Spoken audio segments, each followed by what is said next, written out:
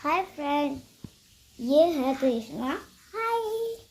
तो हम लोगों ने बनाया है ये घर जैसे और दो दुपट्टे। मेरे पीछे आओ, यहाँ पे एक जगह दिखाती हूँ।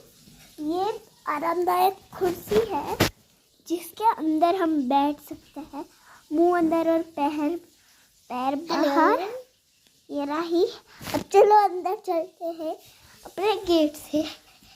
गेट ऑलमोस्ट यहाँ पे है। ये पंखा है, अब देख यहाँ पे पंखा है और यहाँ पे लाइट्स है। मेरी लाइट बंद।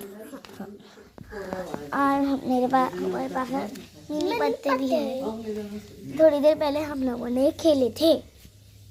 आप लोगों को हमारा घर कैसा लगा?